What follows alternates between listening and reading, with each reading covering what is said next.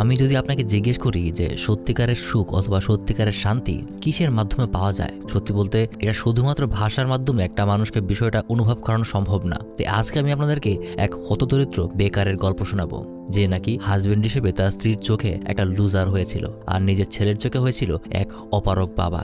যখন তার জীবনে সবথেকে বড় ধস নেমে আসে, তখনই তার সবথেকে কাছের মানুষটা তাকে ছেড়ে দিয়ে চলে যায়। সময় মতো বাড়ি ভাড়া পরিশোধ করতে না পারায় একসময় তাকে রাস্তায় রাস্তায় ঘুরে বেড়াতে হয়। এমনকি নিজের ছেলেকে নিয়ে সে পাবলিক টয়লেটের মধ্যেও রাত কাটিয়েছে। ভিখারিদের মতো সামান্য খাবার জোগাড় করতে ছুটে বেরিয়েছে শহরের এই প্রান্ত থেকে আরেক প্রান্তে। এমনকি সে জীবনের এমন এক সীমানায় এসে থেমে গিয়েছিল যেখানে তাকে সবকিছু হারানো কাঙ্গাল ছাড়া আর কোনো কিছুই বলার উপায় ছিল না। তবে পরবর্তীতে এই কাঙ্গাল লোকটাই আমেরিকার সবথেকে ধনী ব্যক্তি হয়ে উঠেছিল। 80 দশকের দিকে ক্রিস গার্ডনার নামের এক কিংবদন্তির জীবনে ঘটে যাওয়া সত্যি ঘটনা নিয়েই 2006 সালে চমৎকার একটা সিনেমা মুক্তি পেয়েছিল, যেটার নাম দি পারসিউট অফ হ্যাপিনেস। আজকে সেই সিনেমার গল্পটাই আপনাদেরকে বলবো, দেখতে থাকুন। যদি আপনার জীবনেও সকল সমস্যাগুলো আপনাকে একদম ঘিরে ফেলে, তাহলে এই গল্পটাই হয়তো আপনাকে নতুন করে বাঁচতে শেখাবে। তাহলে চলুন গল্পটা শুরু করা যাক। সময়টা তখন 1981 সাল।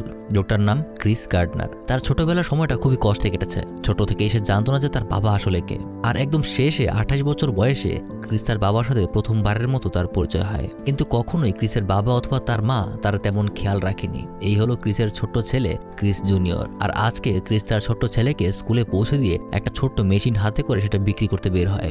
এটা কোনো সাধারণ মেশিন না, এটার নাম হলো বোন ডেন্সিটি স্ক্যানার। কিছুটা এক্স-রে মেশিনের মতোই কাজ করে, কিন্তু ওই সময় এই মেশিনটা বাজারে নতুন এসেছিল। তাই ক্রিস এই পর্যন্ত তার জমানো সকল টাকা খরচ করে প্রায় 30টা মেশিন কিনেছিল। তার আশা ছিল এগুলো বিক্রি করলে তাদের বর্তমান আর্থিক পরিস্থিতি কিছুটা উন্নতি হবে। কিন্তু এই নিয়ে 3টা মাস পার হয়ে গেছে, সে মাত্র 2টা মেশিন বিক্রি করতে পেরেছে। কারণ যেহেতু এটা নতুন এসেছে, তাই বিভিন্ন হাসপাতালের ডাক্তাররা এর কার্যক্ষমতা সম্পর্কে তেমন একটা জানতো না। তাছাড়াও এটার দামও অনেক বেশি। ক্রিসের পরিকল্পনা ছিল সে যদি প্রতি মাসে কমপক্ষে 3টা মেশিন বিক্রি করতে পারে, তাহলেই তার পরিবার বেশ ভালো মতো চলতে পারবে। কিন্তু এখন সে মাসে একটা মেশিনও বিক্রি করতে পারছে না, যার কারণে ক্রিসের ওয়াইফ লিন্ডাকে বর্তমানে ডাবল শিফটে কাজ করতে হচ্ছে। বলা যায় শুধুমাত্র ক্রিসের বউ লিন্ডাই তার পরিবারের সমস্ত খরচ সামলাচ্ছে, যার কারণে একদিন রাতে লিন্ডার সাথে ক্রিসের একটু কথা কাটাকাটি হয়। দিন রাত এভাবেই পরিবারের জন্য একা গাধার মতো খাটতে খাটতে সে বিরক্ত হয়ে যাচ্ছে। এখানে ক্রিসেরও আসলে তেমন কিছু করার থাকে না। মাঝখান দিয়ে তাদের ছোট্ট ছেলেটা পারিবারিক অশান্তির মধ্যে বড় হতো। পরদিন ক্রিস আবারও তার একটা মেশিন নিয়ে সেটা বিক্রি করতে বের হয়। যে করেই হোক আজকে তার একটা বিক্রি করতেই হবে, কারণ গত অনেকটা সময় ধরে তারা তাদের বাড়ি ভাড়া দিতে পারছে না। বাড়ি ভাড়ার পাশাপাশি আরও অনেক কিছুর বিল তাদের জমা পড়ে আছে, তার একটা টাকাও তারা দিতে পারছে না। কিন্তু সে তার মেশিন নিয়ে যেখানেই যায় কেউই সেটা কিনতে চায় না। একদিন সকালে ক্রিস যখন শহরের একটা ব্যস্ত রাস্তা দিয়ে যাচ্ছিল, তখন সেখানে তার সামনে খুবই দামি একটা গাড়ি এসে থামে। গাড়ি থেকে এক ধনী ব্যক্তি বের হয় আর তার দিকে এসে ক্রিস তাকে 2টা প্রশ্ন করে। সে জিজ্ঞেস করে, আপনি কিভাবে এত ধনী হয়েছেন? লোকটা তখন বলে, আমি একজন স্টক ব্রোকার। যা শুনে ক্রিস আবারও তাকে জিজ্ঞাসা করে, এটার জন্য হয়তো আপনাকে অনেক পড়াশোনা করতে হয়েছে, তাই না? কিন্তু লোকটা বলে, তোমার এত কিছু চিন্তা করতে হবে না, তোমাকে শুধু অঙ্কে ভালো হতে হবে আর কাস্টমারের সাথে ভালো মতো কথা বলতে জানতে হবে। এই বলে এসে চলে যায়। এই সকল কথা শুনে ক্রিস অনেক ভাবতে থাকে, তার সবাই আসলে কত খুশি, তাহলে আমি কেন খুশি থাকতে পারছি না? তারপর দিন সকালবেলা ক্রিস লিন্ডাকে জানায় সে নতুন একটা কাজ করার কথা ভাবছে। সে মেশিন বিক্রির পাশাপাশি স্টক মার্কেট সম্পর্কে জানার চেষ্টা করছে। কিন্তু এই শুনে লিন্ডা উল্টো তাকে বর্তমান কাজে মনোযোগ দিতে বলে, কারণ তাদের উপর যে পরিমাণ বিল জমা পড়ে আছে আর সামনের মাসের বাড়ি ভাড়া দিতে না পারলে বাড়িওয়ালা তাদেরকে এমনি বাসা থেকে বের করে দেবে। তাই যে করেই হোক ক্রিসকে তার মেশিনগুলো বিক্রি করতে বলে। আর লিন্ডা এখানে ক্রিসের প্রতি কোনো ধরনের সহানুভূতিও রাখে না। ক্রিসের প্রতি তার কথাবার্তা যেন দিন দিন খারাপ হয়ে যাচ্ছে। তবে ক্রিস ও সবকিছু বাদ দিয়ে আজকে তার সেই স্টক ব্রোকারের একটা ব্রাঞ্চে অ্যাপ্লাই করতে যায়। আর ওখানে গিয়ে সে জানতে পারে প্রতি সিজনেই অ্যাপ্লাই করার জন্য মাত্র 600 জন মানুষকে এই কোম্পানিতে সিলেকশনের জন্য ইন্টারভিউ নেয়। আর তারপর সেই 600 থেকে মাত্র 20 জন মানুষকে বাছাই করা হয়, যাদেরকে কোম্পানি আগামী 6 মাস পর্যন্ত ট্রেনিং দেবে। আর 20 জনের মধ্যে মাত্র একজনই এই চাকরিটা পাবে। অর্থাৎ ক্রিস বুঝে যায় যে তার এই কাজে প্রতিযোগিতা অনেক বেশি, কিন্তু তার নিজের প্রতি আস্থা আছে, কারণ ছোটবেলা থেকেই মানুষের সাথে কথা বলা আর অঙ্কে সে খুবই ভালো। তাই কিছুদিন পর সে তার ফর্ম পূরণ করে এই কোম্পানিতে জমা দেয়। আর তারপর সে আবারও নিজের কাজে লেগে পড়ে। অবশ্য তার কপাল ভালো ছিল, ক্রিস প্রথমেই 600 জনের মধ্যে সিলেক্ট হয়ে যায়। তারপর এভাবেই পার হয়ে যায় আরও একটা মাস। এই এক মাসে ক্রিস তার পরিবারের জন্য একটা টাকা উপার্জন করতে পারেনি, যার কারণে এতদিন যে লিন্ডার সাথে তার যতটুকু সম্পর্ক ছিল সেটাও এখন নষ্ট হয়ে যায়। এবার লিন্ডা তাকে আর বিশ্বাস করতে পারে না। তবুও ক্রিস সবসময় তাকে বলে, একটু ধৈর্য ধরো, সবকিছু ঠিক হয়ে যাবে। আর এদিকে ক্রিসের সেই কোম্পানিতে অ্যাপ্লাইয়ের 1.5 মাস পার হয়ে গেছে, কিন্তু কোনো আপডেট আসে না। তাই ক্রিস নিজেই ওই কোম্পানির উইলসন নামের এক কর্মকর্তার সাথে কথা বলতে আসে, কিন্তু তার অনেক তাড়া ছিল। তার ট্যাক্সি ওখানে দাঁড়িয়েছিল, আর তার উপর তাকে শহরের বাইরের একটা জায়গায় যেতে হবে। তাই ক্রিসও তখন তাকে মিথ্যা কথা বলে। সে বলে, আমারও ওখানে যেতে হবে, চলুন আমরা একসাথেই যাই। আর এই বলেই যাত্রা শুরু হওয়ার পর ক্রিস উইসেলের সাথে বন্ধুত্ব করার চেষ্টা করে আর নিজের অপারগতা জানায়। তাকে সবকিছু সে খুলে বলে, তাকে বোঝানোর চেষ্টা করে এই চাকরিটা তার জন্য অনেক দরকার, আর এই চাকরিতে যা যা লাগবে এই বিষয়ে সে খুবই দক্ষ। কিন্তু তবুও লোকটা তার কথাবার্তায় তেমন গুরুত্ব দিচ্ছিল না। সে একটা রুবিক্স কিউব হাতে নিয়ে ওটা মেলানোতেই মনোযোগী ছিল। আসলে 1980 সালের দিকে এই রুবিক্স কিউব জিনিসটা মানুষের মধ্যে অনেক জনপ্রিয়তা পায়। ওই সময়ে কেউ যদি কিউবটা মেলাতে পারতো তাকে সবাই আলাদা করে দেখতো, মনে করতো এই মানুষটা অনেক বেশি বুদ্ধিমান। আর এখানে উইসেল যখন কিউবটা মেলাতে পারছিল না তখন ক্রিস তার থেকে সেটা চেয়ে নেয় আর ওটা মেলাতে শুরু করে। আসলে ক্রিসের বাসাতেও তার ছেলেরও একটা কিউব আছে। ক্রিস প্রতি রাতেই ওটা মেলানোর চেষ্টা করতো, তবে লাস্টে গিয়ে একটা মেলাতে পারতো না। তাই সে যখন এক পাশ দুই পাশ করে প্রত্যেকটা পাশ মেলাতে শুরু করে তখন এটা দেখে উইসেল খুবই অবাক হয়, কারণ বেশিরভাগ মানুষই তখন একটা পাশই মেলাতে পারতো না। আর এখানে ক্রিস একদম শেষ পর্যন্ত পুরোটাই মিলিয়ে ফেলেছে, আর এটা দেখে সে খুবই অবাক হয়ে যায়। তবে এতক্ষণে উইসেল তার গন্তব্যে পৌঁছে গিয়েছে। সে গাড়ি থেকে নেমে যায়, আর ক্রিস নিজের মানিব্যাগের দিকে তাকিয়ে দেখে সেখানে সামান্য কিছু টাকা আছে। তাই সে ট্যাক্সি ড্রাইভারকে কিছুটা সামনে গিয়ে সুযোগ বুঝে টাকা না দিয়ে ওখান থেকে পালিয়ে যায়। কিন্তু সেই ট্যাক্সি ড্রাইভার তার পিছু ছাড়তে রাজি না। এক সময় ক্রিস একটা আন্ডারগ্রাউন্ড মেট্রোতে উঠে পড়ে, কিন্তু দুর্ভাগ্যবশত সে ভেতরে ঢুকে গেলেও তার হাতের মেশিনটা গেটের বাইরে রয়ে যায়। আর এটাই ছিল তার সবথেকে বড় ভুল, কারণ এই একটা মেশিন বিক্রির টাকা দিয়ে তার ফ্যামিলি পুরো 1 মাস চলতে পারতো, আর সেখানে সে তার মেশিনটাই হারিয়ে ফেলেছে। কিন্তু এখানেই শেষ না। সেদিন বৃষ্টির মধ্যে সে লিন্ডাকে ফোন দিয়ে জানায় যে আজকে তার বাড়ি ফিরতে দেরি হবে, কিন্তু অপর পাশ থেকে লিন্ডা তার ফাইনাল ডিসিশন জানিয়ে দেয়। সে বলে, আমি আর তোমার সাথে থাকতে পারবো না, ভালো হয় তুমি তোমার রাস্তা দেখো, আমি আমার রাস্তা দেখব। আমি আমার ছেলেকে নিয়ে চলে যাচ্ছি, তুমি তোমার মতো থেকো। এই বলেই সে কলটা কেটে দেয়।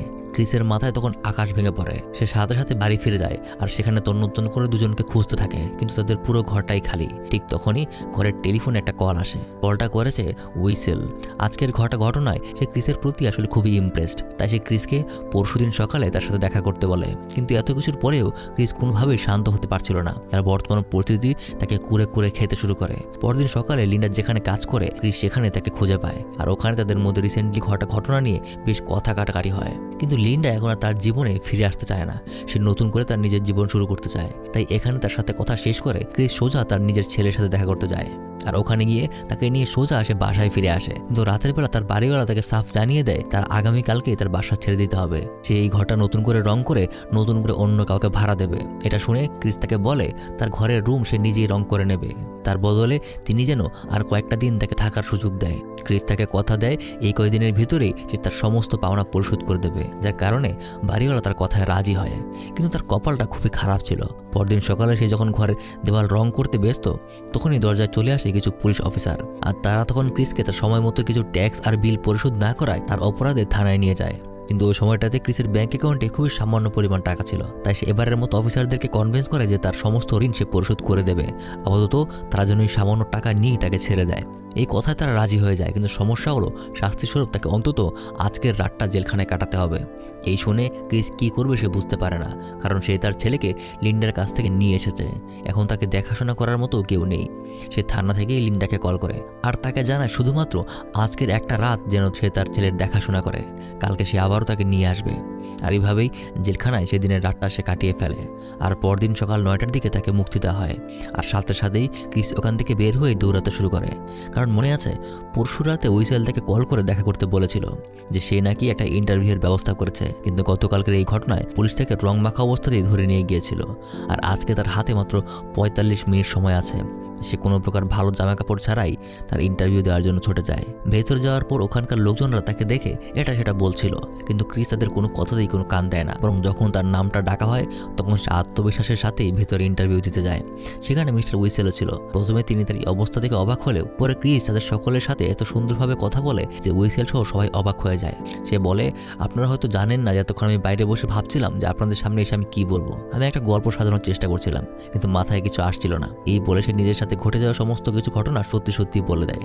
আর তার কথা বলার ধরন দেখেও বাকিরা খুব ইমপ্রেসড হয়ে যায়, কারণ এখানে তার কি গেটআপ আছে সেটা বড় বিষয় না, বরং সে কত সুন্দরভাবে কথা বলতে পারে এটাই তার আসল দক্ষতা। তাই তারা সবাই ক্রিসকে 6 মাসের জন্য ট্রেনিংয়ে সিলেক্ট করে নেয়। কিন্তু সমস্যা হলো ট্রেনিংয়ে থাকা অবস্থায় তাকে কোনো প্রকার বেতন দেওয়া হবে না।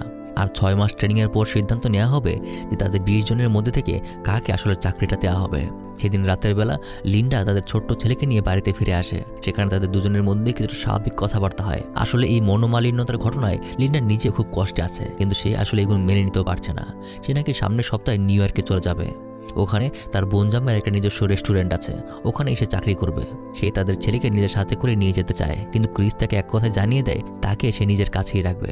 তাই লিন্ডাও আর তাকে কিছু বলে না। তারপর থেকে ক্রিস শুধুমাত্র এবার তার ছোট্ট ছেলেটার জন্যই প্রাণপণ পরিশ্রম করতে শুরু করে। তাদের বাড়ি ছেড়ে দেয় আর পাশের শহরে একটা ছোট্ট রুম নিয়ে ওখানে থাকতে শুরু করে। আর পাশাপাশি তার ট্রেনিংয়েও সে মনোযোগী হয়ে পড়ে। এত কিছুর মধ্যে তার উপর দিয়ে বেশ চাপ বয়ে যাচ্ছিল, তবুও সে নিজের ছেলেকে খুশি রাখার জন্য তার সবকিছু করতে শুরু করে। তবে এর মাঝে একটা খুশির সংবাদ হলো, আজকে এতদিন পর সে একটা মেশিন বিক্রি করতে পেরেছে, আর সেখান থেকে সে $250 ইনকাম করতে পেরেছে। তাই এতদিন পর আজ সে অনেক খুশি। এরপর থেকে সে অফিসে তার ট্রেনিংয়ে সম্পূর্ণভাবে মনোযোগ দিতে শুরু করে। তাদেরকে স্টক মার্কেটিংয়ের সমস্ত বিষয় একদম খুঁটিনাটি সহ করে এক এক করে বোঝানো হয়। সেখানে তাদের প্রত্যেকে একটা করে বই দেওয়া হয়, আর এটাই হবে তাদের ইন্টার্নশিপের প্রধান হাতিয়ার। সারাদিনের একটা সময় ক্রিস তার ছেলের সাথে থাকে, আর বাকি সময় অফিসের নিজের কাজে ব্যস্ত থাকে। আর যখনই সে সুযোগ পায় তখন সে নিজের মেশিন বিক্রি করতে বের হয়ে পড়ে। এভাবেই কাজ আর নিজের ছেলে আর তার মেশিন বিক্রি করা নিয়ে এই তিনটা বিষয় নিয়েই তার সময় যাচ্ছিল।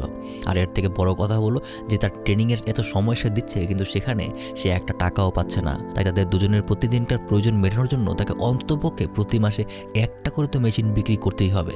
আর এখানে ট্রেনিংয়ে মূলত তাদের শেখানো হচ্ছে তাদের কাস্টমারদের ফোন কলের মাধ্যমে কিভাবে কোম্পানির একজন বিশ্বস্ত গ্রাহক করে তোলা যায়।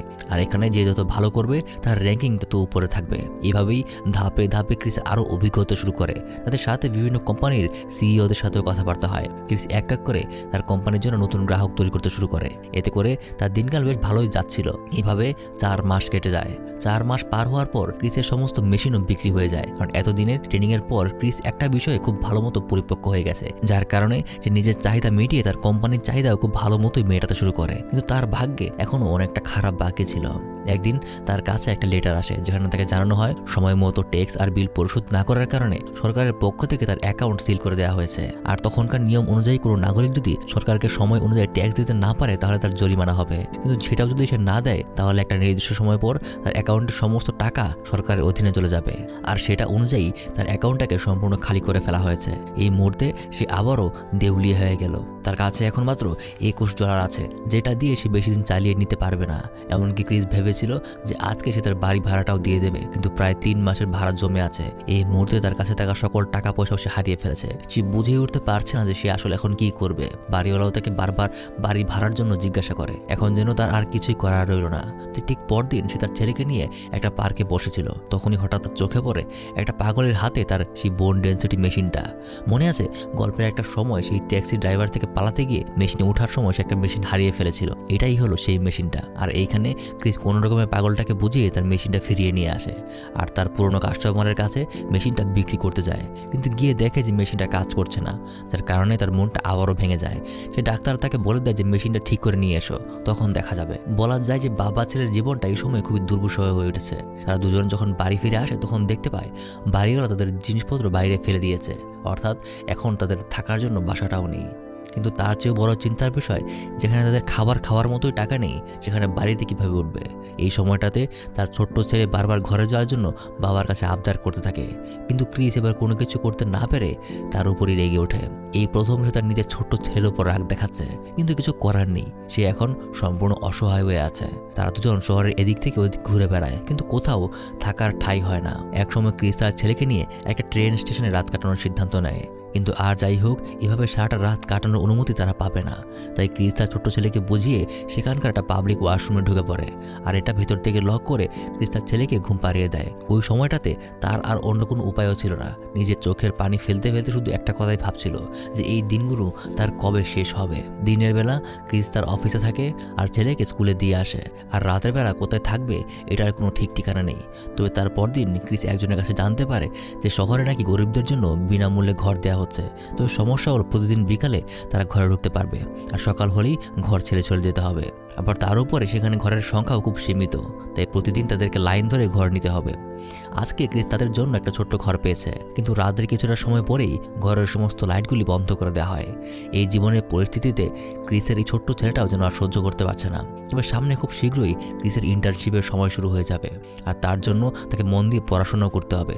কিন্তু তার এই জীবনের পরিস্থিতিতে তার সবকিছু সামলানোটা অনেক বেশি কষ্টকর হয়ে যাচ্ছে।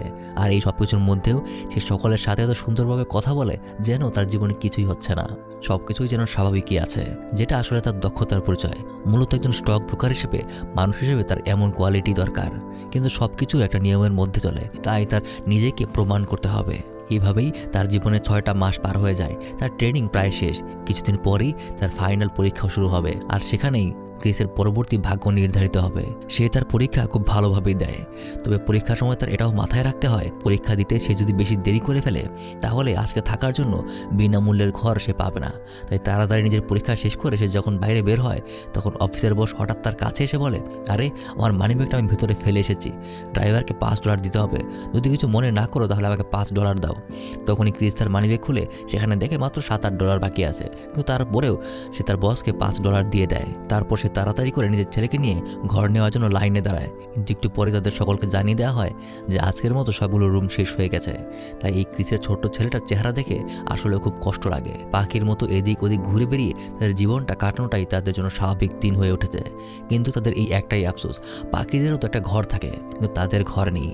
এমনকি এখন তাদের কাছে খাবার টাকাটাও নেই। টাকা ছাড়া এই শহরের সম্মানের সাথে বেঁচে থাকাও কোনোভাবে সম্ভব না। তাই উপায় না পেয়ে ক্রিসকে নিজের রক্ত বিক্রি করতে একটা হাসপাতালে যেতে হয়। সেখান থেকে তার রক্তের বিনিময়ে তাকে $40 দেওয়া হয়, যা দিয়ে সবার প্রথমেই তাকে সেই নষ্ট মেশিনটা ঠিক করার জন্য ছোট্ট কিছু পার্টস কিনতে হয়। তবে সেই দিন তারা কপাল গুনে একটা জায়গায় ফ্রিতে থাকার জায়গা পেয়ে যায়, আর ওখানে আজ প্রথম ক্রিসের ছেলে তাকে বলে, মা কি আমার কোনো ভুলের কারণে চলে গেছে বাবা?